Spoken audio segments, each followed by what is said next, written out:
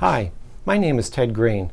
I'm president of Greenview Data and co-creator of the SpamStopsHere anti-spam system. In this video, I'll show you how to protect yourself from a serious email threat. It's called a phishing scam, and if you don't know how to recognize one, you could lose your money, your identity, or worse. I'll show you how to recognize phishing scams, and then I'll give you a 100% foolproof and safe way to avoid them.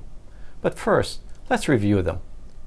A phishing scam is an email that looks like it came from your bank or someone you trust and urges you to click on a link to resolve some supposed problem with your account.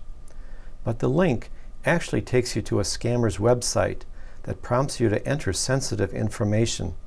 The scammer will use that to log into your bank account, steal your identity, or use your credit card. Let's see what some typical phishing scams look like. This is an example of a primitive phishing scam. It's easy to spot. There are no graphics, and it has a misspelled word. But it does have some typical characteristics of a phishing scam. The "Dear Valued Client" is a tip-off because the scammer does not know your name. Look for phrases like that.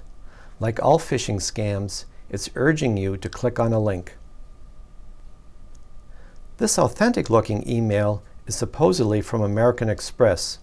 It's trying to scare you into clicking on a link to confirm an email address change. But look what happens when I hover my mouse over the link. A strange web address appears in the status bar at the bottom of the browser. That proves it's a phishing scam. Don't click the link. Even if the address in the status bar looks good, you still can't be 100% sure. Don't automatically trust it. Also note the email is addressed to Dear Card Member, there is no account number, and the security section is blank. This email is a phishing scam targeting PayPal users, which is common because so many people have PayPal accounts. This one is also trying to scare you into clicking a link to resolve a supposed problem with your account. The link might look good, but it's not. It goes to a fraudulent website that will prompt you for your PayPal username and password. Like the others, it says Dear PayPal User, while all legitimate emails from PayPal include your actual name. This is a phishing scam targeting Yahoo Mail users with an urgent message. Like the others, it's trying to get your login information. The scammer would then be able to read your real bank and credit card emails, send money scams to your friends, attempt to virus infect everyone in your Yahoo address book, and cause a surprising amount of trouble. Our last example is a phishing scam targeting gamers. Obviously, there is no money to be stolen here, but many such accounts include personal information that can be used for identity theft. As we've seen, all phishing scams try to scare you into clicking on a link. They also create the impression of extreme urgency. Consider that people go on long vacations and don't check their email. Have you ever heard of a bank or credit card company freezing an account because someone didn't check their email or log in for a few weeks? Of course not. Well, there's one more thing: spear phishing. Here's a legitimate email from Bank of America. Notice it has an actual name and partial account number, but be careful. Even emails with your name and account number cannot be fully trusted.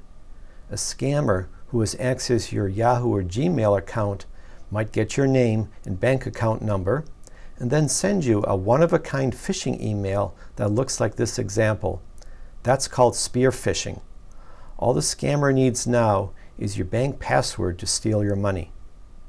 Fortunately, there's a 100% foolproof and safe way to avoid even the most sophisticated phishing scam. It's simple. Never click on the link in an email that might be from your bank or anywhere else that you have in an account. Instead, do this. Open a new browser window, type the address of the website, like chase.com, and log in to your account. If there really is a problem with it, you'll be notified there. Treat emails that want your information like a stranger coming to your door or calling you on the phone. Would you give a stranger your bank account password? Of course not. Speaking of phones, text messages can also be phishing scams. They pretend to come from your bank and have a telephone number. Do not call the number because it may be a fraud. Instead, look up your bank's real telephone number and call that. Thank you for watching this video. I hope you found it interesting and useful. Don't forget to subscribe to our YouTube channel. We're making more videos about email security all the time, including one where we actually click on the phishing scam to show you what happens. Look for that shortly.